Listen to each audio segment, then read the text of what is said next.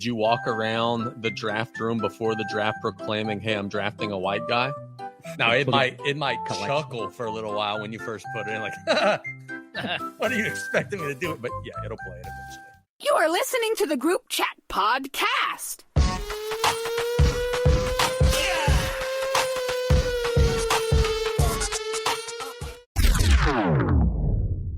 Hello, good afternoon, good evening, wherever you are. Hope everybody is enjoying their day. It is the Group Chat Podcast, and we've got a fun show coming your way today. I am Casey Gisclair. He is Damien St. Pierre. He is Taylor Griffin, filling in for Nick Hebert, who's in the middle of the Atlantic Ocean.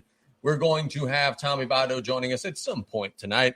We've got call-in guests, and we've got longtime veteran boxer James Johnson, who will be joining us, 49 years old, has fought twice at the Cutoff Youth Center, has fought twice in Colombia in the last couple months, and it went about as well as one might expect. On the win-loss sheet, it went great. He knocked some people out, but he will tell us. Very crazy story. He will tell it. We got some NFL to talk about. We got some college to talk about. We've got some predictions to make. We got LSU and Clemson to talk about.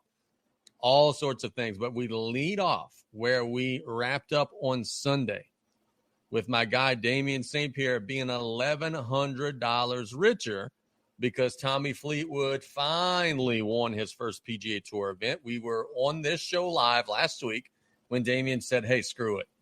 I'm taking whatever's in my FanDuel. You didn't even know what it was when you logged in. You just said, whatever's in my FanDuel, $100, $200, whatever, I'm taking it and I'm putting it all in Fleetwood. Or should have been more. It was like 80-something bucks. Put it all in Fleetwood. He wins. You win like $1,100. We went live Sunday for the back nine.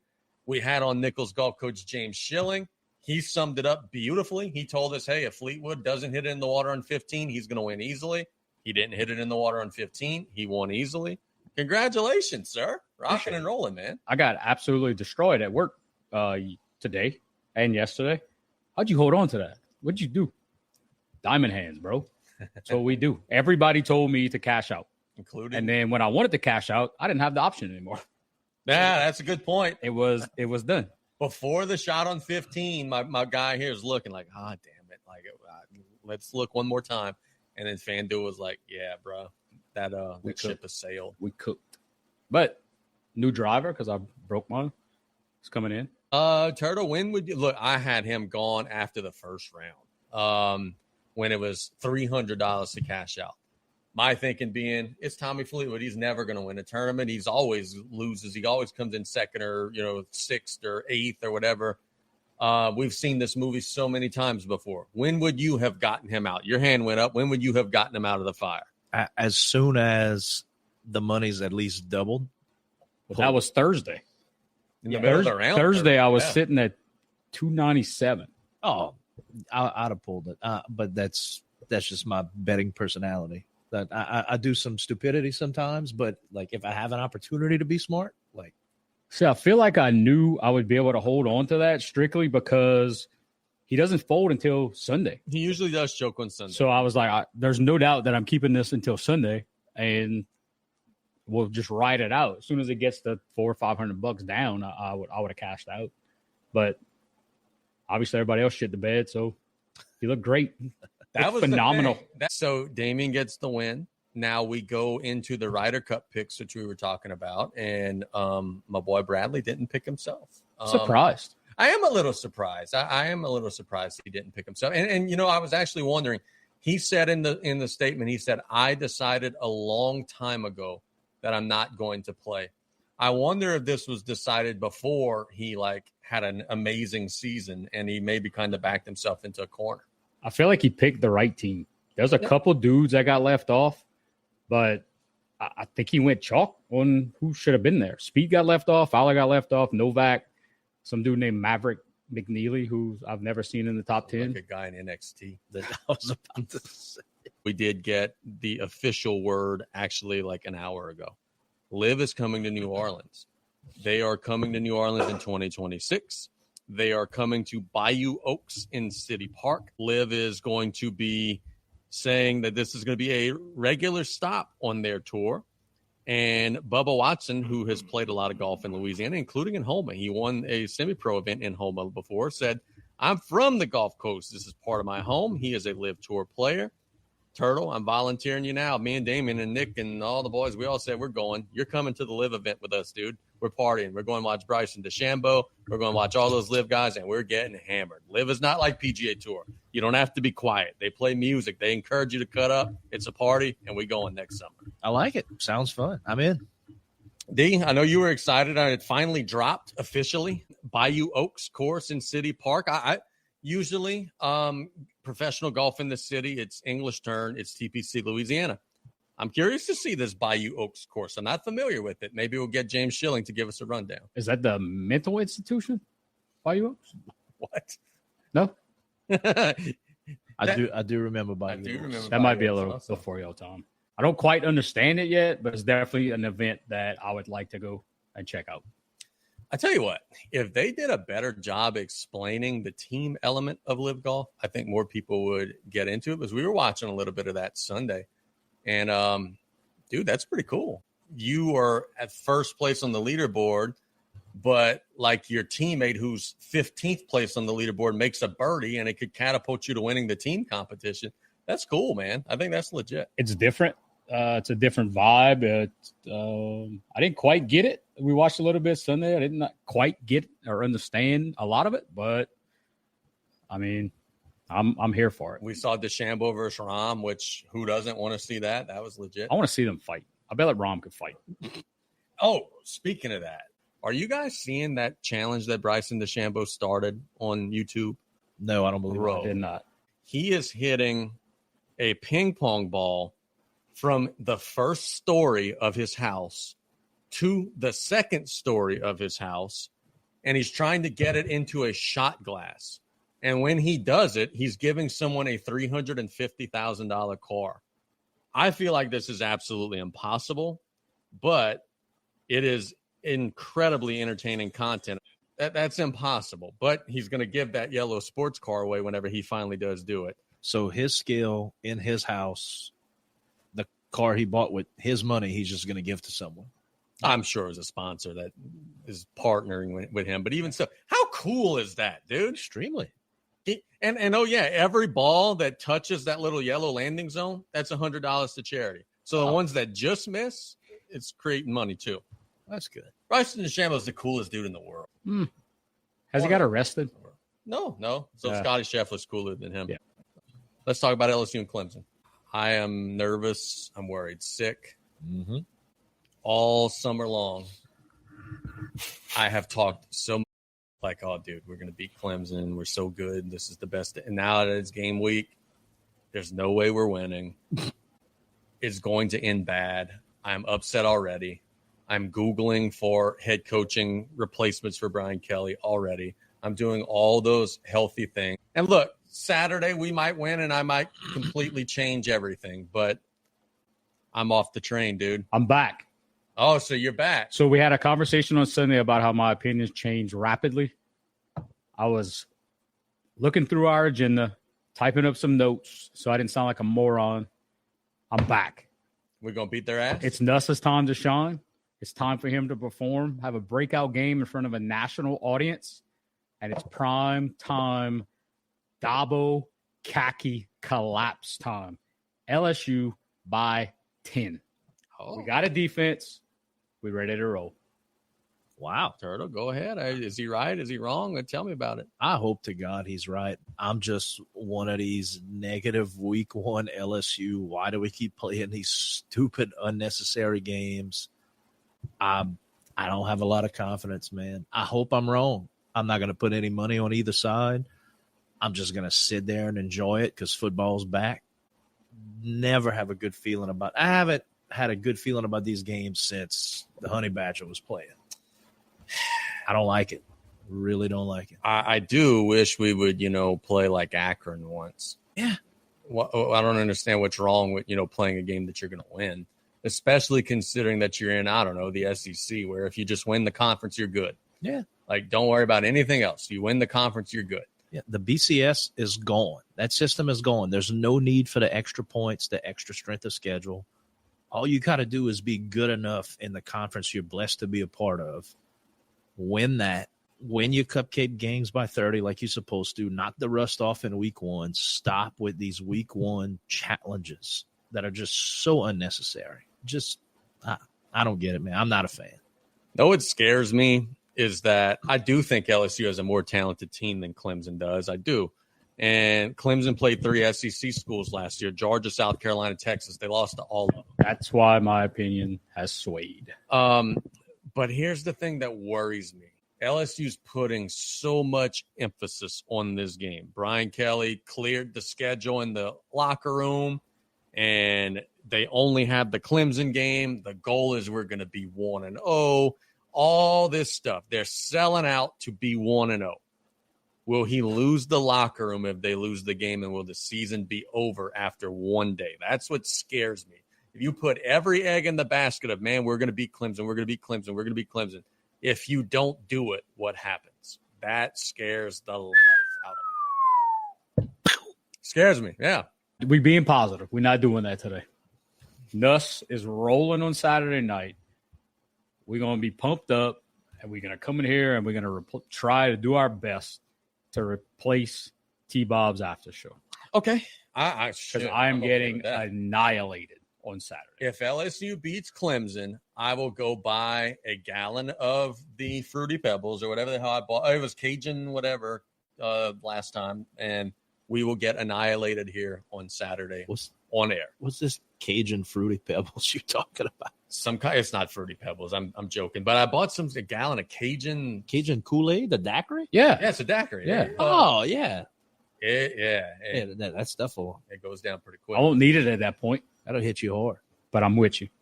We will. That's not a post-game drink. That's something you start sipping on at 11, and you get through half a gallon. And I mean, 10.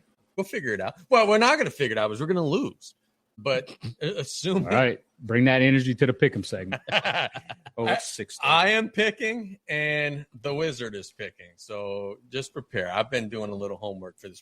James Johnson will be joining us. He is a professional boxer. He has been fighting for a long time. He has fought all over the world, including in Colombia, where his last couple of fights have been.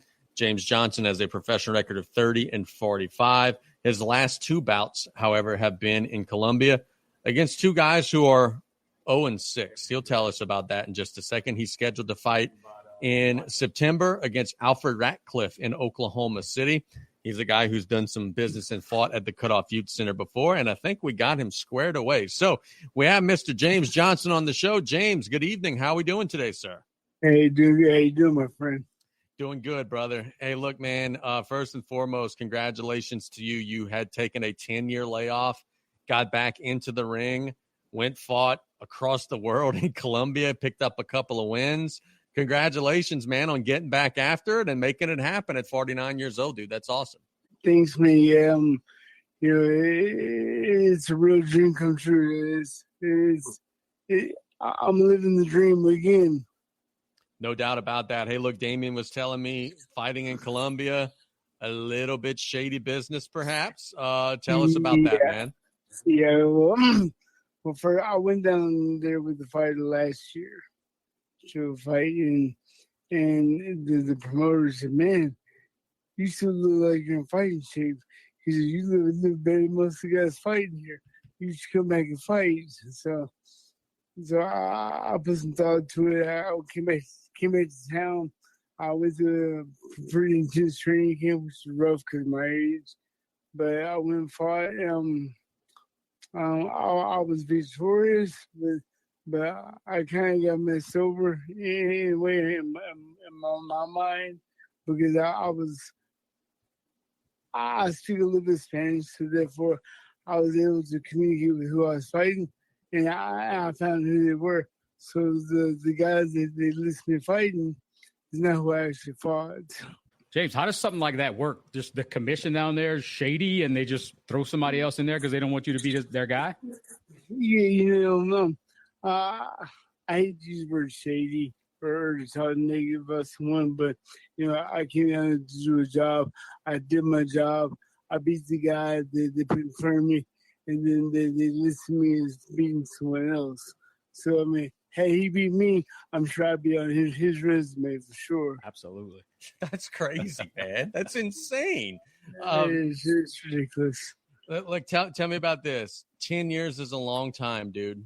So in those 10 years, did it become harder to get ready? Was your training camp harder? Was your process harder? And then also talk to me about the nerves when you're in the ring for the first time in 10 years. What's going through your mind right before that first bell?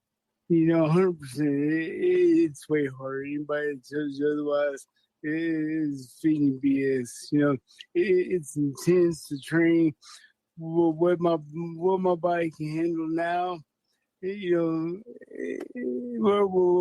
my body can handle then, it doesn't handle it now. Now it takes longer to heal. It takes longer to rest, to relax, to get feeling good. However, after I went through all the hell of training camp, I got in tremendous shape and man, I feel some use again. I'm not sure how long that's gonna last. So I'm going to give them all while I can. No doubt about that, man. And look, let me ask you this. Having the long layoff, did you kind of get a chance to reminisce on your career? Like, hey, there's some things that I used to do that I can't do anymore. Like, did you kind of self-development? Did you mentally get yourself better in addition to physically? Yeah, mentally, the mental part was a big part of it. The mental aspect was a big part. Physical was too, because I had some injuries that I fought with over the years. I never got fixed. So I got my shoulder repaired. I had surgery on my knee. So I'm like the bow it, man. I everything fixed. It was broken out of me. I was constantly trying to fight. Physically, I wasn't ready. Mentally, I wasn't able to get ready. But yeah, I was able to go to the drawing board and put pieces together now, I think. James, 79 professional bouts, sitting at 49 years old. I know you got a family. What is your reasoning for getting back into the boxing ring? Just because I feel like I can. I don't feel like I have anything to prove. I proved enough. I won some belts, won some fights, made a ton of money. But I feel that I left something out because I didn't train or prepare properly mentally and physically like I should have back then, like I'm able to now. The holdback now is it won't last very long. But right now I'm on top of I feel like I'm on top of the world, but all that can change overnight. You're fighting a guy coming up in September in Oklahoma City, a fellow by the name of Alfred Ratcliffe. What do you know about your opponent, if anything, and what are some things you're hoping to bring to that fight to try to get your third straight win? He's strong. He's very elusive. He's fast, but he's awkward. I think with my ring generalships and my experience, I think I came to the deep water. Or my plan is to take him to the deep water and drown him. There you go. Hey, that sounds like a winner, man. James, we are based out of Cutoff. Like, we are literally next door to the place that you fought a couple times. Any memories about coming down here that you could let our viewers know from a guy from way up north in Shreveport? The people down there gave me always the supervisors they had gave me total good hospitality. The food was amazing. I enjoyed the experience. I didn't enjoy the long travel. I don't want to travel that much, but yeah, the experience and the hospitality was top notch. So again, 79 fights. What's your most memorable time in the ring? Probably when I fought former world champion William Guthrie. I dropped him in the third round. I thought I dominated the fight, and he was getting a draw. He retired, but I got a draw. So to do that well against someone who was 35-4, it boosts my confidence. A former world champion. If I had to put a bet on the answer that you would give, that's exactly who I'd have went with. Very good deal. Hey, tell me about this, man. I see on your box rec you have a foray with one of George Foreman's kids. You took on George Foreman in 2010, lost a unanimous decision. Tell us about that. I'm the only person. I'm friends with Monk now. We've become friends over the years. I'm the only person he had, and I believe he's 16-0 now. He's knocked everyone out except for me. Wow. I caught him early in the first round, and he tried to shoot back from it, but it is what it is. Good deal, man. Hey, looking at your career fighting and cutoff, you had a 2-fight series with Martin Verdon, won a split decision, lost a unanimous decision, 2 very, very close fights. Martin is a guy that Damien and I know well. A lot of our listeners know well. What was it like tangling with Martin Verdon back in the day? It was mind-boggling. Every time I would hit him, and I know that I hit pretty hard, but he was looking at me, he would smile. I'm like, I know they call him Smiley, but for a guy who looks at you and smile, you just crack him, it takes a number on you mentally. For sure, man. Good dude, though. Good deal. Hey, I always wanted to ask you this question. You fought at 47, and then X amount of time later came back and fought at 185, 200. What was going on during that time that made you want to bulk up to that cruiserweight division? Well, a lot of people don't know, but, I was dropping down from 175 to try to be 147, thinking that would be the bigger guy. I would dominate these guys. Now, I was killing myself for years, so I was hurting myself more than helping myself, in my opinion. That makes a lot of sense, my friend. James, you are, I guess, doing what a number of folks in professional boxing are doing and coming back at an older age. What's your thought process on like a Manny Pacquiao? They had some thoughts on Shannon Briggs was scheduled to fight. That didn't pan out. What's your thoughts on some of these older cats, man, getting back in the ring? Yeah, man, if your body still allows it and you're able to compete with these young guys, why not? Why not? You gave fight fans over the years great fights, great performances. They got the money's worth. Well, give it to them again if you can. Hell yeah. My last question. I got to find out every professional boxer's opinion on this guy, Jake Paul. Oh, yeah. What your opinion of him in the ring and what he's doing? I have a couple different opinions. To start with, Jake Paul is not just a YouTuber. I mean, he's got the funds to get the proper training, the proper nutrition. I mean, he has everything top notch. So he's preparing his life like a true fighter. I give him that. However, the clowns that he most of the time he's fighting is like cat and mouse. You want to give him credit, but then you want to take it away. You want to give him credit for fighting Julio Chavez. Now you want to take it away. You got to take it away. He's fighting 135 pounder. It just makes no sense. Pretty much can't win. Type of situation. No doubt about it, man. James, we definitely appreciate your time. Good luck on September 27th, and bring back that IBC Light Heavyweight Championship back to Shreveport, back to Louisiana. We wish you the best of luck, and we'll be following along. Hell yeah. Thanks, my friend. I appreciate it. I'll plan on bringing it back. Yes, sir. Hey, guys. Man, the level of bravery to, after 10 years off, go all the way through your 40s. He was 39, then now he's 49. Go all the way through your 40s. Everyone in the world thought, like, hey, he ain't going to fight again. Come on now. Like, he's done. There's no way he's going to get back in the ring again. And then not only to get back into the ring, to go to Colombia and get back into the ring. Dude, golly, that takes some guts, man. He got a couple of wins. Shameful that he beat dudes that are not 0-6, but they put that on the record because that's just the way it works in Colombia. But, man, I hope he could get that win against Alfred Ratcliffe. It'd be fun to see. I can tell you, I've been friends, and I'm looking back on the year because I met James around 2005, so that's 20 years ago. I've been friends with James for about 20 years. Helped him out, get a couple fights in his career, and he hit it. He hit the nail on the head, and he talked about it, wishing that he would have been in a little bit better condition. James is a really good fighter. And some of the losses that he has is just because of preparation. And you could see when he was taking his craft extremely serious, he's fought and competed and beat some of the top level guys in the world, in the country. And just real good dude, excellent career. Wishing him the best of luck September 27th in Oklahoma. I'm looking at his box rec right now, and I actually misspoke a second ago. I said he fought Martin twice. I actually fought him 3 times. Where was the first time? Because I'm first time split decision and cutoff that went Martin's favor. Then the second time was the world champ, not the championship. I don't want to say world champion, but second time was. I guess it is. It was a sanctioned body out of Africa. 2007, he beat Martin at the Youth Center. Also lost a tooth. I wanted to ask him about that. I totally forgot.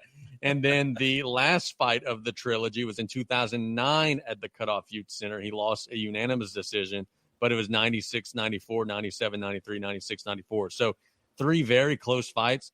And I could just see, and I know you could too, whenever he said, yeah, you just hit Martin square in the face and he's just laughing at you. That's exactly Martin Verdon to the T. I could see him doing that. I didn't realize the mental toll that it took. Obviously, I'm not getting hit by him, and I hope to never, ever get hit by him. But I didn't realize there was a mental aspect to that of, hey, I just gave a guy my best shot, and he's smiling in my face. I could, now that he explained that, I could definitely see that happening. It's got to be pretty deflating. I guess so. Yeah, you're beating the crap out of somebody. You're thinking, all right, dude, like, let's go, champ. And, like, they're laughing at you. Well, chalk me up to not ever experiencing that. That ain't happening. Let's talk about the NFL, boys. We broke down LSU and Clemson. The crystal ball is going to be coming up in a little bit.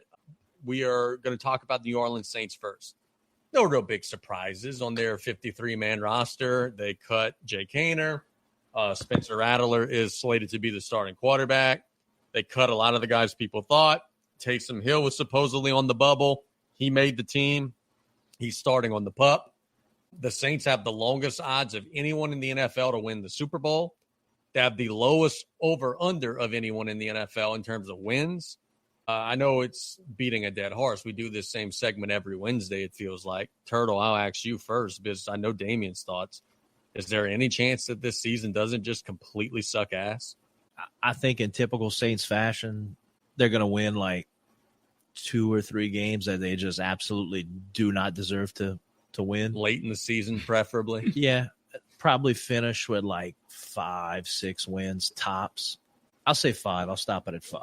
2 or 3, absolutely no business, and then 2 like solid victories against teams that are equal to them across the board. It's going to suck. It's going to be bad.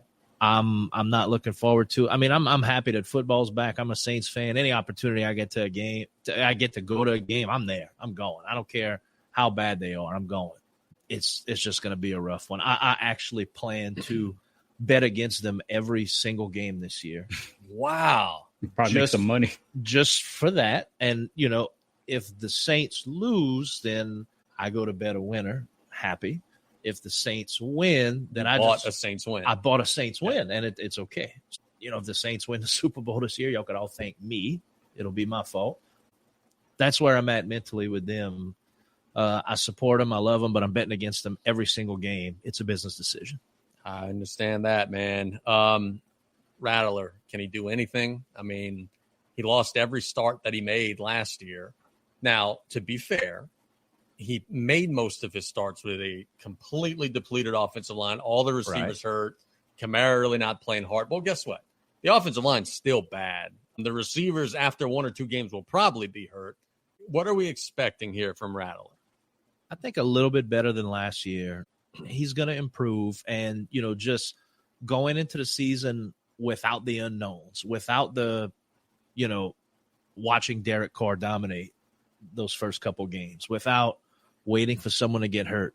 He's taking first-team reps from the beginning. He's going in with at least with a healthy lineup for the most part to work with.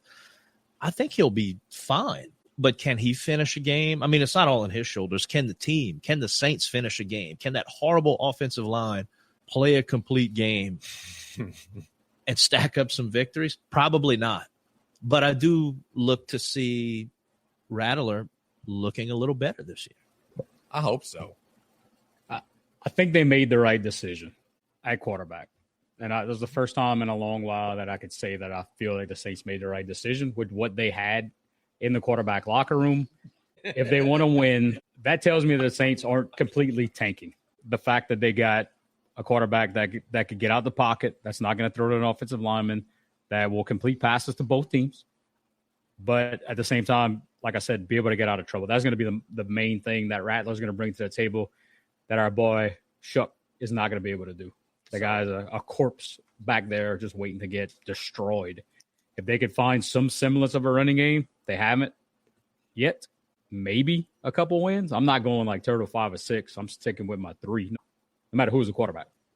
Everybody's saying that the saving grace of this season is the number 1 draft pick potentially. Yes or no? If the Saints have the number 1 pick, and we're assuming that Arch Manning does pan out and has this great year, I still have my doubts about that. Would the Manning family let him play for the New Orleans Saints, or would they force him back to Texas? I think they let him. I think. What have they done to lead you to that thought? I think it's just because he grew up there. The family is established there. He's, as far as I know, he's the last one, with a chance. I mean, maybe it's let's see if he could turn it around. Let's see if he could do something. I don't think they do the whole, no, Eli, you're not going to the Chargers. I don't think they're pulling that. I think. So why is Arch in Texas? And why did Eli go to Ole Miss? And why did Peyton go to Tennessee? Because the Mannings hate the state of Louisiana. Why do you think they hate the whole state? Because of everything I just said. They do hate the state. Absolutely. Then why are they still here? Good question. Yeah. I'm sure somebody's paying them something to stay here. Why they keep coming back to the Manning Passing Academy? Because somebody's paying them. Right. They Nichols won the bid. They tried several times to leave. They tried to go to Indianapolis. Yeah, I don't think the Saints are going to pay Arch. Yeah. I think Texas is going to ante up some money too now. Okay. To keep him? Yeah, absolutely. Well, first of all, I don't think Arch is going to be the number 1 pick. I've already said that on this show. I don't think he's going to have this magical season. We shouldn't even be in this freaking position. They should have drafted Shador. But anyway. Oh, sorry to interrupt. Hot take, Turtle. I think what is happening to Shador Sanders in Cleveland is deplorable. And here's what I mean by that. We ask Kellen Moore every day as a media, who's your starting quarterback? Okay, we asked him about starters. And now finally he told us. Never, except in Cleveland, do we know who the last string quarterback is. That's what you release. But every single day, Stefanski's telling us Shador's the 4th string quarterback. They get rid of Pickett. Oh, okay. Shador's the 3rd string quarterback. Dude, either this guy does not like Shador Sanders, which I think is the case because you saw when they drafted him, he was poo-poo face. He was not happy when they drafted him. Either that or he's trying to like, oh, jeebers, we're going to go ahead and humble the kid and teach him a lesson. Well, what you're going to do is you're going to break his confidence, man. Every day coming out and saying, hey, this guy's last string. You don't say that publicly. Kellen Moore tomorrow's not going to come out and say, hey, Jake Hayner's our 3rd string. I know he got cut. He's going to be on the practice squad. Think somebody's going to pick him up? No, he's back to New Orleans practice squad 100%. But why are they doing that to Shador? Why are they going out of their way every single day to say, hey, that guy sucks. He's not playing. Why are they doing that? Why are we changing our tune on Shador? Because I'm with you. I'm right there with you. 100%. In April, we were dogging the piss out of him. We were laughing during the draft live that he didn't get drafted, and now we're feeling bad for him. But you know what I think's a big deal? The fact that he's getting treated the way he is, and also the fact that I haven't had a daddy tweet in 60 days. Yep. Complaining about any of this. Yep. That's a big deal to me. Did Deion finally just decide, hey, just shut up and let my kid do what he got to do? But what Jairo said in the chat, they set him up in the last game for failure. It's a crappy situation. And what the thing about it is they won't put him on the practice squad because they know damn well somebody's going to pick him up. So they're going to put him on the active roster and just let him sit. I don't get it. Turdy, you said you wish he'd be in New Orleans. So obviously you got some hope for him. What are they doing in Cleveland? Why are they doing this to him? Cleveland's going to Cleveland. But they've been better. Cleveland's been better. Not that much better. They're starting Joe Flacco. You can't tell me that you don't have a bigger upside with Sanders than you do Flacco. 40-year-old Joe Flacco, not Ravens 30-year-old Joe Flacco that red-assed into a Super Bowl. Yeah. 40-year-old Joe Flacco. When did he become Flacco? Flacco, I don't know. Flacco Flame. Shane Falco, whatever, whoever. Whatever, Browns in 4. Right. Or Browns win 4. Correct. So when he gets carted off, you got the guy that's been to every college in the world coming in, and you're going to still sit Sanders? They're going to have a riot in Cleveland. I can't wait. That's where I'm going with this. The first game, they're playing the Bengals at home. The first drive of the game, they're going 3 and out or turning it over. What's going to happen whenever they put on the big screen that shot of Shador pouting on the sideline, say, I want to play? The fans are going to get behind him, but he's third string. He might not even be active. He's going to be the emergency quarterback. How are they going to keep that fan base behind Stefanski when every day he's saying, hey, that dude that y'all want, like he's doing the wrestling heel move. Like, hey, y'all want to see this guy today? Everybody's, yeah. Too bad. Too bad. He's third string. He's not even active. Like, maybe it's all part of the gimmick. Maybe it is. It's all a setup. He's really second string. He's just telling everybody he's third string. I don't get it. I don't no rule against that, is there? No, there's not. It's crazy, though, to have an entire training camp where that man did not take a single first-team rep the whole training camp. You obviously don't think much of his future, I guess, if you're not even practicing him with the first string. I don't understand. Yeah. That is a fall from grace. You're talking about a possible number 1 draft pick overall. Daddy talked him out of it. Jersey retired at Colorado already. So I asked ChatGPT, if you were forced to put a percentage of being woke on every popular city in the United States, what percentage would Cleveland be? Because that's how I judge my riot potential. New York, 100%. Chicago, 95%. Houston, 90%. We've seen all of that. Houston's not that woke, is it? I mean, when ICE comes to town. Oh, yeah, fair enough. Cleveland is a 65 to 70% woke city. Sanders is the R-Truth of Cleveland. Yeah, I can see that. Meme coming. He does kind of look like R-Truth, to be fair. Just take a guess. Over under 47% New Orleans when I hit this enter button. Oh, way over, dude. I'm going under. 37. Oh, around 40 to 45%. Yeah. How could a city that was called the Chocolate City by its mayor not be a woke city? I don't think that defines wokeness. To me, anyway. The St. Pierre definition of woke. Yeah. Hey, shout out Big Steve's. Appreciate the barbecue plate, man. It's good stuff, huh? That was really good. I'm going to destroy that once we get off. Yeah, he took good care of old St. Pierre today. Was it more me or just more Nick? A little bit of both. Nick was getting under his skin a little bit early, trolling him this morning. So, and this is not at all why he decided to barbecue today, but it makes for a good story if I say that. Absolutely. So, yeah, he did it 100% to troll. Never let the truth get in the way of a good story. Absolutely. Love it.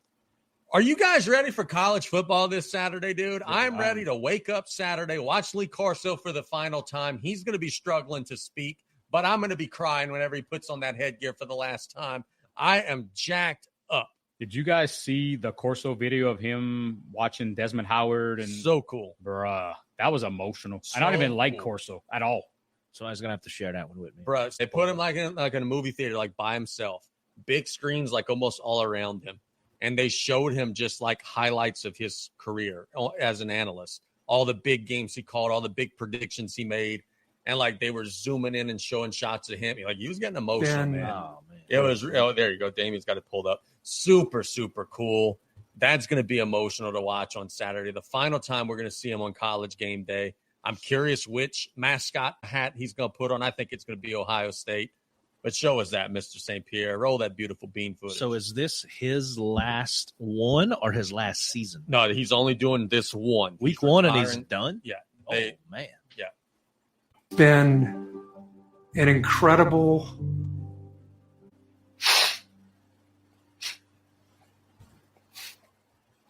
honor and privilege to be with you, to be your partner for all these years. There'll never be another Lee Corso. Thank you for everything you've done for me, for this show, for this sport. You're one of one. Love you, bud. How can you not feel that? The dude gave his life to the game. That was powerful. Thank you. Even though Herb Street's Can't find a better person and a guy who's given so much to the game in so many ways, and I just appreciate that more than anybody could know. The consistency in which you perform on television is at a level that no person can ever actually dream of attaining. I'll remember this mantra from you. It's entertainment, sweetheart. Football's our vehicle. That and caring for the people around you, nobody's ever been better at that than you. The way you've treated me and the way I've observed you treat everyone that's been a part of the College Game Day family has really taught me how I should continue to treat people. It just says a lot about you as a person. I love you, Coach. Congratulations. It was a hell of a run. Get ready, boys. It's going to be an emotional Saturday, man. That's going to be a very interesting College Game Day. His final one. You're right. Herb Street is a cuck, but he does love. I didn't say that. So I didn't say that. You said worse than that, actually. We could take a poll on that. What's worse? I'm ready to see it, man. I'm not ready for him to retire, though, man. Like last year in the NBA, we lost Hubie Brown. He retired. John Madden and Pat Summerall, both no longer with us. My childhood Atlanta Braves, Skip Carey, Pete Van Wieren, no longer with us. All these great people of our childhood are either retiring or no longer with us. It sucks getting old, man. It's time for Casey Gisclair to take over. That's the plan. That's the plan. So we're starting at noon on Saturday. Is there a game before that, or are we just watching game day? Watching game day in the morning. All right. Noon on Fox. Number 1 Texas versus number 3 Ohio State. Starting off with an absolute banger. Then you go to 3 o'clock. You got Alabama, Florida State. Probably going to be a blowout. Alabama's going to bitch slap them into next week. Also at noon, you got Tennessee and Syracuse. Another game that's probably going to be a blowout. Is that at Syracuse? If so, that's a danger game for Tennessee. You think? On the road without that, with their quarterback transfer, that's a danger. I mean, I'm not saying they're going to lose. Do they play in the Dome still, the Carrier Dome? Yeah. It's an awesome place. So we starting Thursday. Yeah, Thursday they got a good game. Boise State, South Florida on Thursday, 5:30. And by the way, these times are Eastern. That's 4:30 tomorrow. Yeah, sure. State. So we're starting at 11. And then the main event, number 9 LSU, number 4 Clemson, 6:30 ABC. And then we got Sunday ball. Got Notre Dame, Miami on Sunday. Hell yeah. Got South Carolina, Virginia Tech on Sunday. We even got a Monday game. Bill Belichick's debut is on Monday. Y'all know it's tomorrow. Coach Prime. Colorado tomorrow. What are we expecting out of that? What are we expecting out of Colorado this year? Misery. I don't think they're going to be very good. I mean, they weren't all that great last year, and they had Shador and Travis Hunter. Yeah, but they got Warren Sapp and Michael Irvin now. Huh. Did you hear Warren Sapp speak about one of his linemen was overweight? And he said, don't even come back if you over X amount of weight. And he hadn't talked to him or whatever. Dude shows up, made weight. Oh, well, okay. I was about to say you reached out. I was just about to say, after hearing Coach Orgeron yesterday say, like, dude, you have to love these kids. You have to take care of these kids. To hear that side, like Warren Sapp just say, hey, like, not even dealing with you until you. Okay, never mind. Or he said he knew. He said he understood the kid, and he understood that he was been in that situation before. He just needed some motivation. Hey, you got to know your personnel. And if he knows that he can do that with him, then I trust him. Look, we got some sleeper games, too. Friday, Auburn at Baylor. That's an interesting game. Dave Aranda taking on, what's the boy's name? Ole Miss guy, former Ole Miss guy is at Auburn now. Hugh Freeze. Yeah. That'll be fun. Nichols, dude. Why can't Nichols go beat Troy on Saturday? They beat the hell out of UIW on Saturday. Why not? Why can't they? They're not going to beat them because of what they did on Saturday. Probably so. If they would have got destroyed, they probably have a better chance. Now Troy's on destroyed. Tilt. Hey. Troy's on tilt. They watched some film. I love the Colonels, but look, I don't mean to poo-poo on Nichols, and I know I talked about this Sunday too.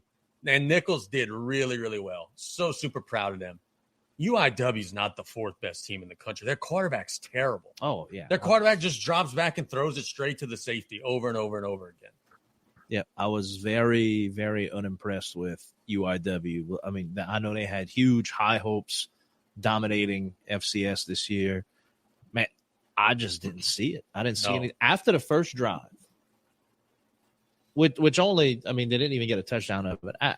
After the first drive, I mean, they looked legit early, but after that, man, it was just, I don't know. I mean, do y'all think it was just a product of, I don't know what kind of facilities UIW has. Aren't they the ones that got a bunch of money from their Benson money? Family? Yeah. I mean, collective. That's why they got the boys from Nichols. Do they have an indoor facility?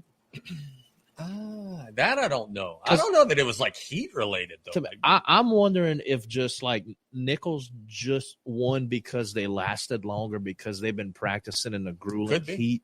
Is UIW practicing at the same time of day in the same heat, in the same humidity? Do they have an indoor facility? I'm just curious. I don't know. Now, I do know this. I called last year's UIW Nichols game. UIW's coach is nasty. They threw a pass up 40. We're running no huddle up 40, and they put on one last cherry on the top at the end. Rebo wasn't happy. Rybacky wasn't happy. I just feel like there's a little extra mustard this year in the preparations for that one. Like, okay, I remember last year when you guys scored all them points on us. Well, this year you ain't going to score a single touchdown. I'm going to give you a different take on UIW. Sure. I literally see everything, right? I'm going to take these headphones off. Their coach had a hat just like this. Yep. That is not team gear. That's swag. That's not team gear. Code word hat. And you could get whatever you want on them hats. So that's a single dude. And I didn't see anybody else with him. I didn't see he got a whole slew of them for his whole staff. One dude. Kind of selfish. Second point. How do you think those handful of Nichols players that transferred there, their first game in a different uniform, having to go back to Thibodeau and just get whooped? Well, first and foremost, Pitt K just played for every college in the country. So probably not a big deal for him. But for Spears and Morton, dude, they were laying the wood on Spears. Yeah. Every time he got the ball, they weren't just hitting him. They were sticking him.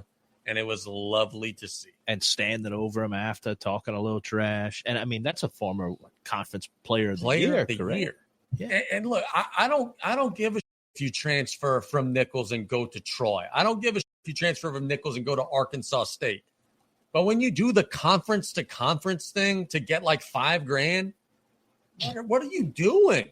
That's worse than Lexi Alexander going to Southeast. Now playing for McNeese, like she's done the whole Southland Conference caravan.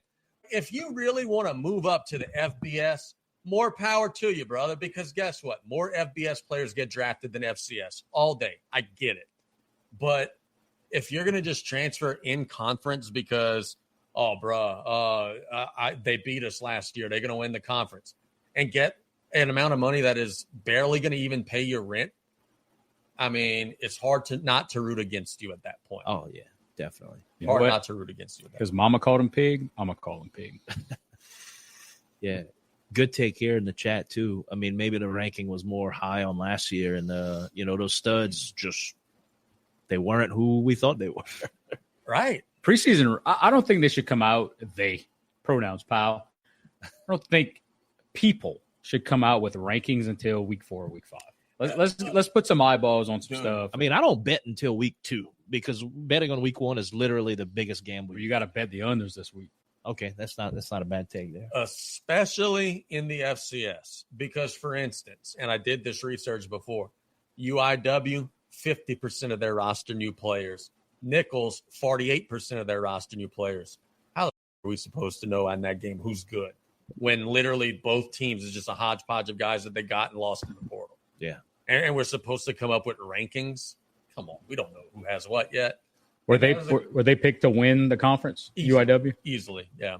Should be fun though. Colonels, man, look, they're on the road this week at Troy. Then they're back home facing like a D3 or something like that. They'll wax that school. And then they're right back into the conference, man. Should be fun. Who's entering the season on the hot seat? Who has to win? I know the obvious answer, LSU. Anybody else? Yeah, so Brian Kelly has the hottest seat out of anybody right now. I'm not saying he's on the hot seat, but he has a lot of hype to live up to. Bryce Underwood starting. I know we got a question later on, but hope he gets buried. What is he on some type of hot seat? Being he was the number one quarterback or number one player in the nation coming in. He's making more money than half of the NFL quarterbacks. Yeah, he better perform. Now they're facing, Joe Schmo State. They're facing like Central Lafourche in their first game. He'll be okay there. But yeah, he better perform. He's making $12.5 million, dude. Jeez, it's insane. Can you imagine if he comes out and is like Russell Shepard and is a dude that just can't do anything except like run sweeps? Yeah, and look, by all accounts, they're saying he's killing it. They're saying he's the real deal.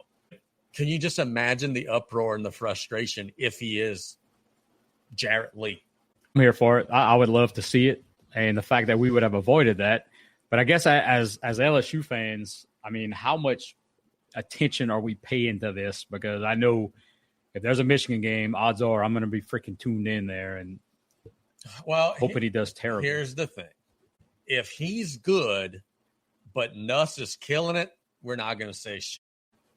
But if he's good and Nuss is turning it over 3 times a week, we're going to be crying in our beer all season long, just like when Nick Saban was at Alabama. And by the way, I don't think that's going to happen. I think Nuss is going to have a good year, please. But if Nuss is doing like he did at the end of the season last year, where he's turning it over, making mistakes, and Underwood is running for 100 yards and throwing for 300 every week, yeah, we're going to melt down. Of course we're going to melt down. That was a guy that was committed to us, was recruiting for us until Dave Portnoy and Barstool came in and bought him right before signing day.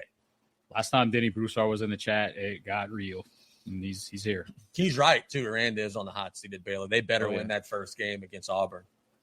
Let's talk about SEC hot seats. You got to have Sam Pittman, DeBoer, Freeze, all them cats. You got to win in the SEC. You got too much money. You got too many high-caliber players. Is the seat ever cool? No. At any point? No. I think the hottest one, honestly, other than maybe Brian Kelly, Stoops at Kentucky. Kentucky's the only SEC school that said, yeah, we're opting into the NIL thing, but football's getting none of the money. But doesn't that lower the expectations? I think it's their way of saying, we don't like you, Stoops. We're trying to get you to resign. He has been woefully unpopular there. I think they're trying to find a way to get rid of him. But that he didn't live up to the Kentucky football legacy that was there and laid out before him. I thought he's done extremely well. I think so, too. LSU fans were wanting him a couple of times when the job came open. It's going to be fun. Okay, let me ask you guys this, yes or no. Will an SEC coach get fired during the season? There's got to be really good odds of that happening. I'm going to say only if there's a scandal involved. I don't think anyone loses their way to getting fired during the season this year. You got a hot commodity that wants to get back into coaching, man. Who I was hanging out with yesterday. I'm going to share some intel that I probably shouldn't share. There's a 1,000% chance he's coaching next year. Ooh. 1,000% chance he's coaching. You have to call your bluff here. Not try to call your bluff, but does he have a destination? I'll tell you that off the air. Yes, he does. Yeah, I wasn't asking you for too much information. But I could tell you this, if the plan A doesn't work out, I could tell you this. He's open to head coach. He's open to D-line coach / recruiting coordinator. He's open to just not being in the house. That could be dangerous. And that's where I'm going. I ain't worried if he's the head coach at Mississippi State. Mississippi State is not a school that could really provide him the resources to win. Yeah, he would turn them around, but we go 7-5, whatever. But if he's the D-line coach and recruiting coordinator at Texas, at Florida, that ain't good for us. And by us, I mean LSU. Yeah. The question was asked yesterday. Would you go back to LSU in that capacity? Assistant coach and defensive line recruiting guy. He said, my phone is on and they got my number. The man still loves LSU. Brian Kelly does not have the ability to take the ego hit to hire the guy that won the national championship at a school that he can't win the national championship at. It wouldn't happen. But I'm just telling you, he has not all the way cemented shut that door. Just throwing that out there. Speaking of phone numbers, do you think Coach O has a 637 phone number?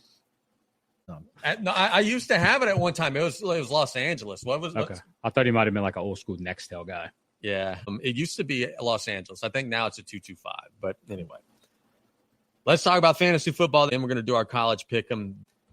Turtle, how many fantasy leagues are you in? Currently only one. I'm still waiting for a last-minute work league to get started up. The commissioner, who I'm just going to call out on the air right now, Josh Guidry. I don't know if you're listening or not. The Morrison League, which I won last year, by the way. Our commissioner, who still works there, still has the same position, just doesn't want to do it anymore. Everyone wants me to do it. You're the champ. I am the champ. That's a logical thing. I'm not doing any extra work. The champ does not do extra work for no money. Turtle, you don't understand. The champ does make the league and then screws the rules up in your favor. Turtle, winners write history. Yes. Guess I could do that. That's an excellent point. But anyway, yeah, other than that, the same extra smooth fantasy league that I've been doing with the boys for the last almost 20 years now, which I was the champ of that last year also. I'm in that one. We had our draft in Grand Isle a couple weekends ago. It was a hell of a time. I like where I'm at. I somehow managed to randomly get the number 1 overall pick, so I was happy. Who did you choose? Jamar Chase. Did you walk around the draft room before the draft proclaiming, hey, I'm drafting a white guy? No. Because Tommy did that. He had the first pick in the draft that I was at, and Tommy was doing that. I did not do that. No, but I did parade around the room with no shirt, and I had my – God, I should have brought it. My fantasy football champion 2024 You got a ring? Oh, I saw this on Snapchat. So that's what you were wearing? Yeah. I thought that you had got on Temu for like $12. I thought that was your draft was the same night as their draft, and I say there because I got bought out of the league. I don't know if you know that story or not. I do not know that story. I will tell that story in just a second again for those who have not heard it. But the drafts were the same nights. So while drafting in their league, I'm on Snapchat, and I keep seeing you parading around with this ring. I'm thinking that it's like a Nichols championship ring that like maybe Ren or something had. But didn't they win conference when he played? No, he got there the year after. Okay. They won that last conference ring they won, like when Dustin Gisclair was playing. Yeah. That was our senior year over here. Okay. Then when Ren and Britton got there, no, they didn't. Oh, no. Because it looks like a legitimate championship ring. Oh, dude, look, it's heavy. It shines. Now I see it says fantasy. Okay. It shines in the sun. Freaking Turtle breaking out the rings, brother. So you said you got Jamar Chase 1? Yes. Here's the thing that sucks this year about picking number 1 is in the snake. The next time you pick 20-something, 30, wherever it is, how many teams in your league? Yeah. There ain't nobody left. Who was your second pick? Brian Thomas. That's not too bad. Not too bad.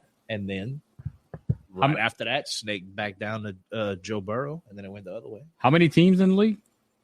10. Oh, well, that's why. Their league is 750 teams, and by the second round, you're picking Tyler Shuck. No, they're in a 16-team league. Oh, God, that's ridiculous. It's awesome.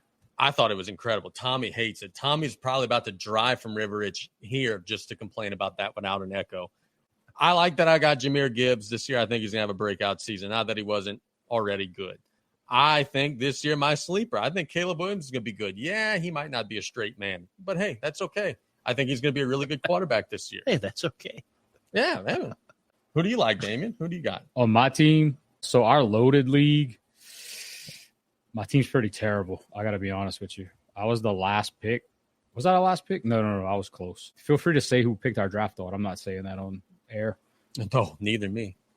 I could tell you who was the second guy. The Godfather was the second option to pick our draft order. Player from Eastern Michigan named Noah. Yeah, our actual Godfather, Papa Shango. Oh, how did I end up with Joe Burrow? So I picked Kyron Williams. I don't even know who it is. I was the only running back that was available that had anything left. Joe Burrow was next. Marvin Harrison Jr. in the third. And Casey's led team. Did we pick? You picked a tight end in the? I did not pick nothing. Let's go ahead and tell Turtle the story. I'm finally in this decades-long league that Damien and them have. They've been trying to get me into the league since mid-20s. They finally wrote me in, hey, let's go.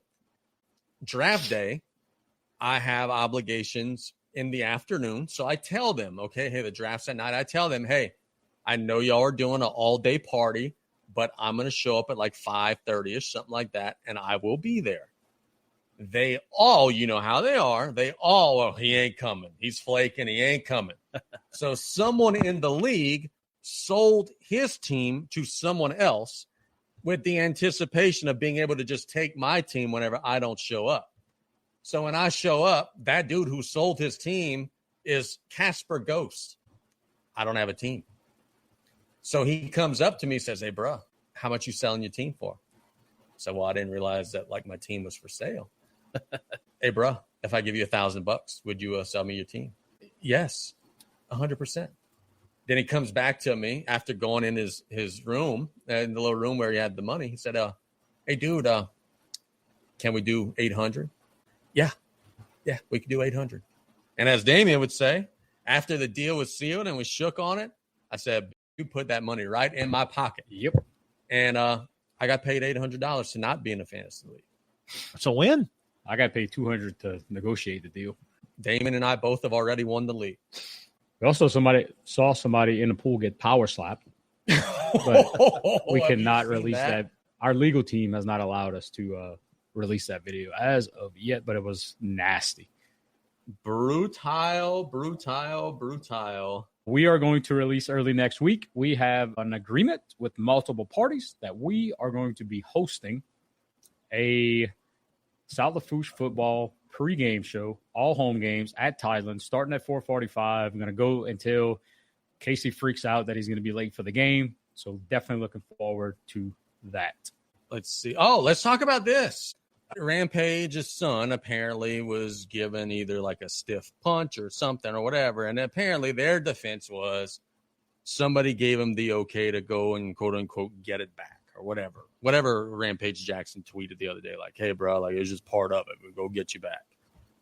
He proceeded to give the stiffest spine buster body slam in the history of wrestling and then beat the out of a corpse for, I don't know, a minute or so until they stopped him. Turtle, you know how wrestling works, and you know a lot of the backstage stuff. You listen to a lot of stuff, consume a lot of content. This doesn't feel like the way that that's supposed to go. Like, I get it. If somebody stiffs you one, yeah, you are allowed to get a receipt.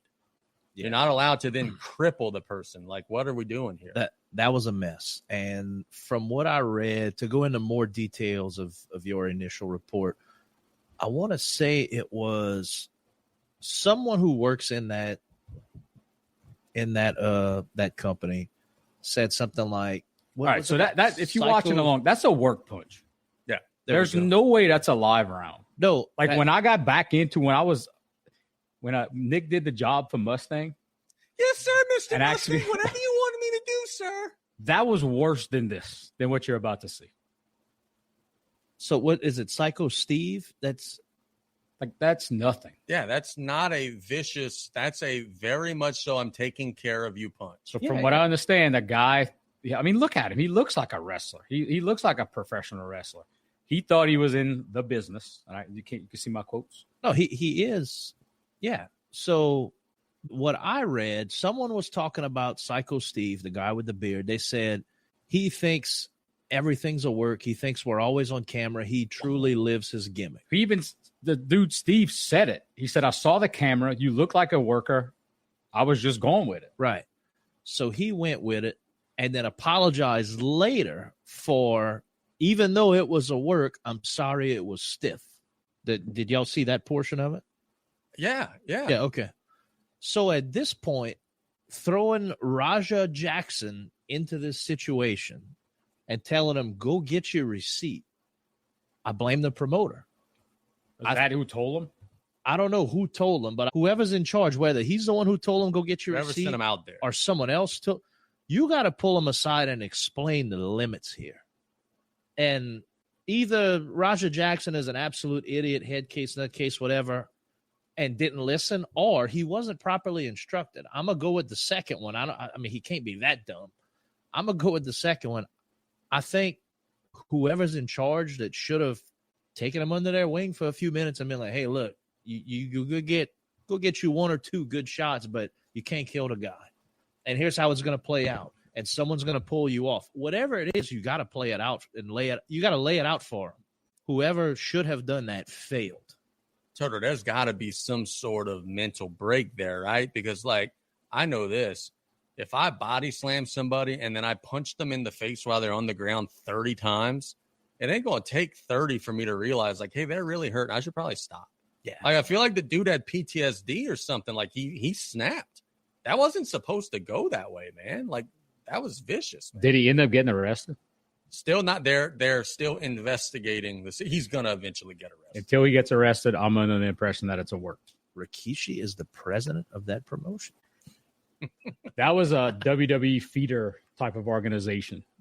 And from what I gather, as soon as that happened and they started getting bad press, they legitimately said, no, we done. Not anymore. What's the one that that like Roman Reigns and all came up in? FCW? FCW. Yeah, no. That's Florida Coast Wrestling? Something like that. Florida Championship. There is Florida a GCW that's extremely popular with the marks. Zack Ryder is a big deal there. Karrion Kross there in the past couple weeks. Booker T has something in Houston that WWE uses a lot too. I don't know what that one's called. But yeah, something went wrong there. We'll see. Like Damien said, I guess we'll see what happens with the authorities. If the guy never gets arrested, then maybe it was a work, and maybe, I don't know, maybe we are just making too much of it. But I mean, look, they got the publicity out of it. If it is a work, fantastic. Oh, yeah. Can we get that guy and the dude with the beard to fight in our first show that we're going to do? Might be too high level. Yeah, a little too high level.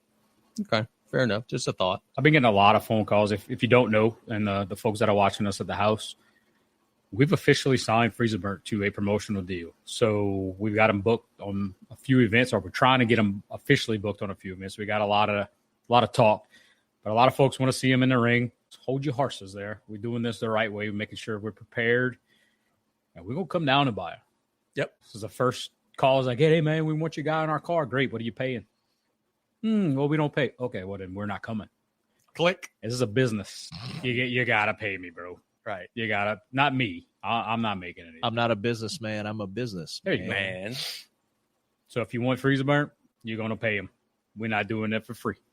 And the next time you see him, it ain't gonna look like the last time you seen him. Yep.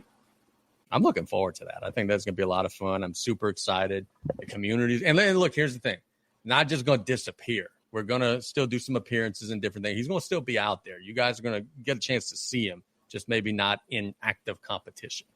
Yeah. Well, and again, I'll say it live so I can hold y'all to it and have it stamped on record. However, I could be a part of that. I'm there. Well, I tell you what, your first order of business is to contact that person we were talking about before, because that is a mega fight. You could have all these professional boxers doing all their little things and crying up a storm. But we need that main event. That draws way more than anything else that would happen around this area. We have something in the works that would sell out any venue in the Bayou region potentially. Just give it time. And Turtle might be our plug to make it happen. If you are like having one college football game in a year, we making things look legit, right? Everything's going to be good, right? Yeah, the field turf. We're gonna go all out. This game in Dublin, they didn't even paint the lines on the field. They were talking at halftime about having to change cleats because people were falling down. That's exactly why you don't do games on a freaking soccer field. Nick is right. He's a huge Iowa State. And by the way, when Nick Hebert tells you to bet on his Iowa State Cyclones, you listen. He told us Iowa State to the top. He told us Iowa State to the college football playoff. They beat Kansas State. But, yeah, they were playing on a field that literally the LaRose Park Bantam field looked in better condition than the field they were playing on. This was your one chance to show us, hey, we're ready to host an event. And they didn't even paint the field. And it's at 9 o'clock in the morning. It was just like a 110 to 120-yard stretch of grass. And we're just guessing. Like, oh, yeah, you scored a touchdown, we think. We don't have lines. Who cares? Whatever. They're talking about. Wait. Why? I know those two teams had the opportunity to take the field and do walkthroughs and do something. Why was the question not, bro? Hey, when y'all going to paint this? When y'all going to paint this? Look, we're not taking the field. I'm exaggerating. It was painted, but it was very shit painted. Like you could barely on TV, barely see I didn't see any of it. I was watching Nichols. So why are we playing football there? Real football, man football, not that crap that the Europeans play. Not football. They barely had the lines painted. The field was slippery. Look, I'll give you this. The fans were lit. They were into the game. They were excited. They don't know what's going on. Exactly right. They were just drinking their Guinness. They were just yelling and screaming because they were drunk and all that. I don't quite understand the whole concept of bringing football overseas. I just don't. And I don't like when the NFL does it either. Oh, it's terrible. And maybe I'm just trained to be like this, but is there a difference in the quality of the broadcast? I feel like it's a little grainy and dark. It is. Yes. Even when WWE goes overseas, like I feel like I could put the TV on, not knowing anything about it, and I could tell you that's not America. It is. And I think part of it is they don't have the means to bring all of them across the pond. So they just kind of bare bone it, and lighting and some different things go by the wayside. They don't have that type of technology wherever they're playing. I'll say this: the football games, every time the Jags play in England or whatever, like 100%, the second you turn it on, this is not America. Yes. You know how I know WWE's not in America? Hearing the freaking crowd. Yeah, the crowds are awesome though. I don't quite see the difference in the quality like on Peacock or whatever whenever WWE's overseas, but football, like the second you turn it on. Yeah. So what we're getting out of this is they don't have cameras. No. In Dublin. No. Okay. This is another question that I have. Why is it that when I watch like a Chicago Bulls 1998 highlight video on YouTube, it looks like it was filmed on a flip phone 1 from like 2000, that the first phone that ever had a camera. When we were watching it on TV back in those days, it looked, I mean, it wasn't HD, but it didn't look horrible. Why is it our like eyes just wasn't trained any better, man? It's like right now, if I go and I know this because I've been ripping the LSU videos for the Facebook page every day. If I go and type anything 2003 LSU, it's going to look like a game that was from 1940. Yeah. Does like YouTube just, as the videos get older, do they shrink them to save bandwidth or something? Like, because I know for sure when we watched that game in 2003, it didn't look like that. It might have, and we just didn't know any better. If our eyes wasn't used to it. I mean, do you remember the first time you ever watched a DVD in like 2000? Oh, dude, we got a movie theater at home now. It was unbelievable. Yeah. And then you'd watch something on TV after. It was like, oh, this is trash. I think our eyes wasn't trained back then. That's crazy, man, to think that was only like 20 years ago. Yeah. Take a guess of the 5 things that I have the complete DVDs of. There's 5 shows. You got The Office. Nope. No? Nope. These are all like box set seasons? Box set. This was, I'll tell you, even when I bought them. Walker, Texas Ranger. Bingo. That's one. Wow. They make fun of me because I'm a big Walker, Texas Ranger guy. I don't know. I was going to say WrestleMania. I don't even know. Every WrestleMania. So they came out with got that. the box set there. Do you really? Every one of them, yeah. I think I have that somewhere. And then look, I was actually one of the people that was kind of pissy when the WWE Network came out. Well, like, what the fuck? I got all of the DVDs. Yeah. Now you're going to just give them away? Godfather? No. I've got the Godfather box set DVD. I mean, it's not 40 of them. It's 3. Pretty sure I have the VHS of that. There's one that's Saved by the Bell. I got every one of them. Married with Children, got every one of them. And The Fresh Prince of Bel-Air. Those are the 5 things that if it's hurricane time, there's no cable, no Wi-Fi, we still do have a DVD player. I know I could at least be watching something. I don't know if I would have a DVD player somewhere. You got a PlayStation. You got a DVD player. It still plays DVDs. The new one? Yeah. Good to know. I have to go put in my Seinfeld. Now, it might chuckle for a little while when you first put it in, like, what are you expecting me to do? But yeah, it'll play it eventually. Remember when PlayStation came out, it was the Blu-ray. Oh, yeah. That was a huge deal. Yep. Auburn against Baylor, Friday night, 8 o'clock on Fox, which may or may not be on YouTube TV because the deadline for them to renew it. Before we get into the picks, how is it? Because this happens every year. Every year. The day before the NFL season, the day before the college season, oh, our contract is up. We might not be able to get the week 1 game. You might not be able to do this. The little That's so scrolling message on the annoying, bottom, dude. and they try Yes. they try to make you feel bad about it. Call YouTube TV today, or you're not going to be able to watch college football ever again. Bro, that ain't my job. Y'all got to fix y'all stuff. You want me to tell you why? That's how they get you. That's how, dude. And they set those deadlines on purpose, right smack dab before the start of every sports season. That's how they get you. Like clockwork. And you know why they did it this year before college and not before pro?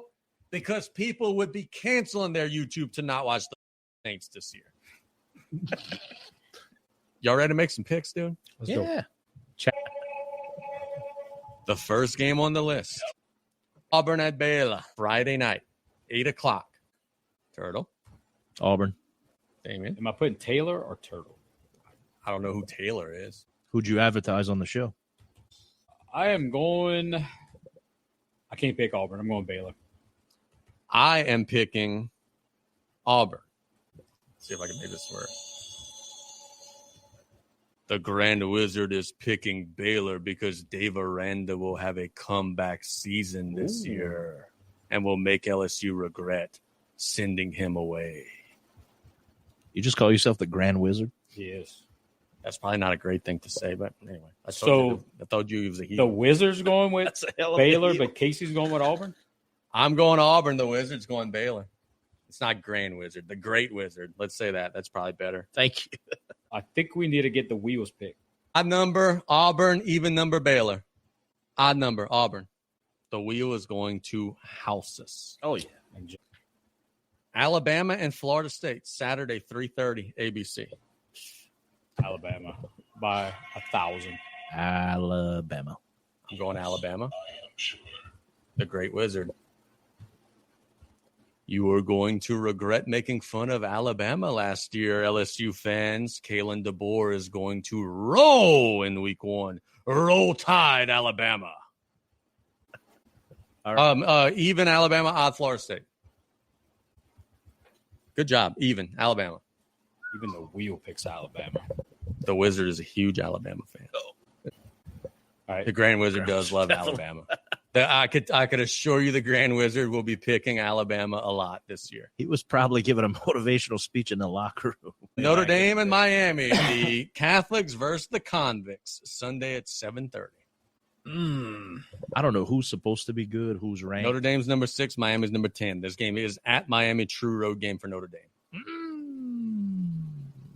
I don't trust Carson Beck enough. I'm going Notre Dame. Give me Marcus Freeman. Is that an I agree? Notre Dame. I'm going Miami. Choose best not to say no. That doesn't make any sense. Sorry. You LSU fans are going to be angry because Notre Dame is going to win again because they're better off without Brian Kelly. They are better off without Brian Kelly. Even Notre Dame, odd Miami. It landed on 8. The wheel says Notre Dame. The wheels are going to be correct. I'm the only one that picked Miami? Damn. Carson Beck, I agree with Gyro. Carson Beck is kind of a cuck. And next week I will have But he's dating one of the twins. Are they still in WWE? WWE. God, I hope the so. Cav and the twins were both in WWE for a while. Were they really? Yeah. Murda said the twins are gone. Yeah. I know that he's not dating the twins anymore. So they have an NIL deal with WWE as part of their Next in Line program. So basically what it is kind of like a verbal agreement that whenever you graduate, hey, you coming with us? But it also says here that the twins have said that they're not going to WWE. So never mind. I think they swap. I don't know. I would hope so if I'm Carson Beck. That'd be cool.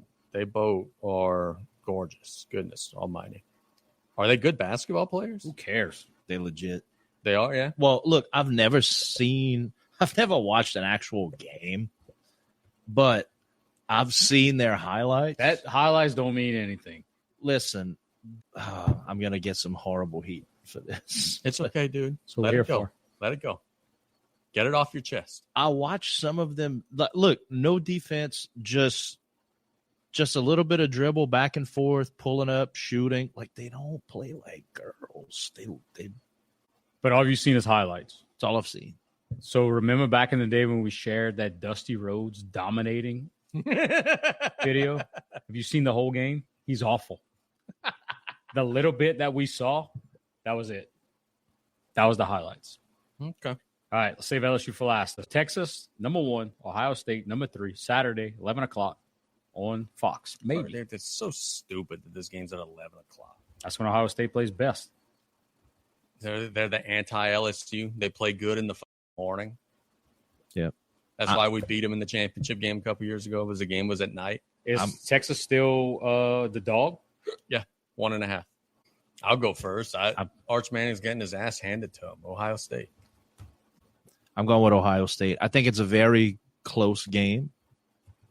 I think Texas plays pretty decent. I think Ohio State makes some stupid mistakes, tries to shoot themselves in the foot a couple times, still somehow squeaks one out and wins. I'm going Texas. Coach O drastically changed my opinion on Arch. It's Arch time. Yeah, he also thought Miles Brennan was good. I'm trusting my guy. Yeah.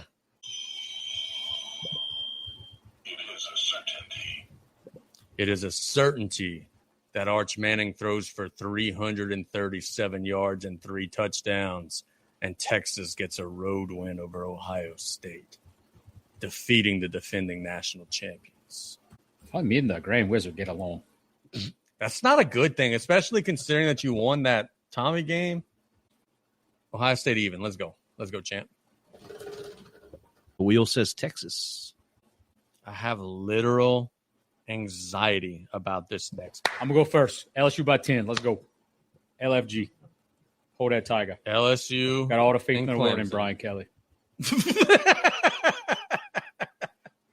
Where did that come from? We here. It's game week. It's game week. I mean, I might not sleep Friday night. I'm with you. It's just like literally Sunday. I'm telling you. We're losing. I'm flying over there. It's going to be miserable. We, LSU wins that game. We coming in here. Yes. I'm not going to remember turning any of this on. 1 gallon of Cajun heat or whatever it's called. And you could bring your mask because I'm smoking a big old cigar right next to you. Oh, no.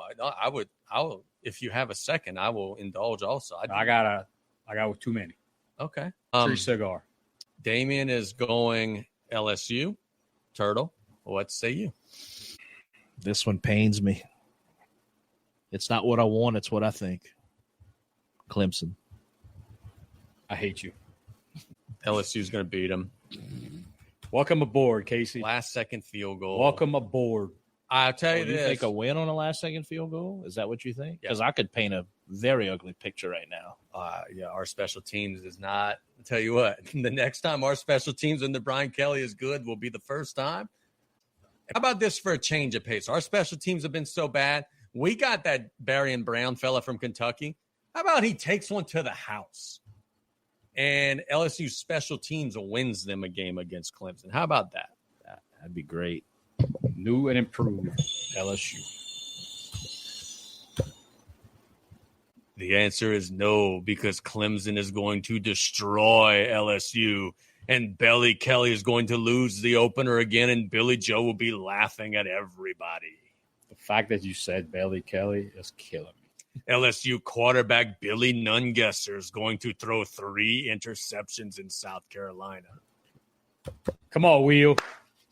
Even LSU, odd Clemson. Let's go. Wheel's never wrong. Odd Clemson. Damn. The wheel's never wrong. But I feel like Nick's not here to manipulate it. Yeah. Wheel. Nick would have stopped that on an even for sure. I'm so nervous about Saturday. Me too. I feel like as a grown person, I shouldn't be this nervous, but I am. And I'm kind of not ashamed of that. Like, dude, let's go. Let's go and beat their ass. I'm just glad we get to enjoy the full day before we are nervous. Look, tell me about this. And I say this all the time. My favorite Saturdays of the college football season, and shame on me, I should enjoy LSU more. It's the Saturdays when we're on a bye and like Alabama loses or we're on a bye and like Ole Miss gets upset, when I could watch everyone else and make fun of them and not have to worry at all about my team, that's the best Saturday of the college football season. Turtle, you remember this. When we were kids, when LSU was just ranked at all, it was amazing. Oh, super special. Like, dude, well, we got that little number next to our name. Hell yeah, let's go. Oh, yeah. Now, if we're not in the top 5, we're wanting to burn the coach's house down. Like, that's the way that it works here. And it's crazy how fast that happened. I don't know. Saban effect. I remember literally back in the day, 2001, the year we won the Sugar Bowl. I remember being on ICQ and reading our buddy Cody Dewey's status.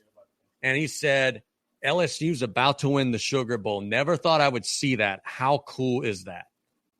Just winning the Sugar Bowl. We've won 3 national championships since then. But it was just crazy how expectations changed. Back in those days, we would have never thought LSU would win a championship. When we would go 8-4 and make it to a bowl game, we were happy. Yeah. Now you go 8-4, you better change your whole coaching staff the next year or you're going to get fired. I was pumped up when we won the freaking Independence Bowl twice. That was a big deal. Shout out our sponsor, Botto Law Firm. Better call Botto. DTB Clothing, always easy to order. Performance Auto and Accessories in LaRose for all your automotive repair and accessory needs.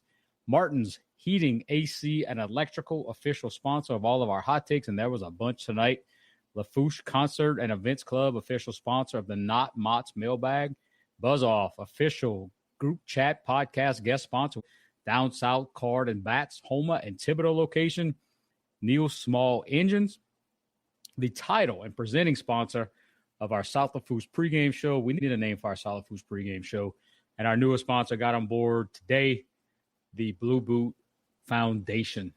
Appreciate all of our sponsors and making a lot of this stuff happen. We're about to get into high gear, folks. It's about that time. Thank you guys so very much. Best of luck to all of our teams in our jamborees, middle school and high school. Nick, safe travels getting back. And we should have, I think, a full house next week. Nothing scheduled on Wednesday. LCO Golden Meadows Thursday. So we should be good to go. Depends if the wind blows. Tommy will be out. It's firing shots, throwing gasoline on that fire.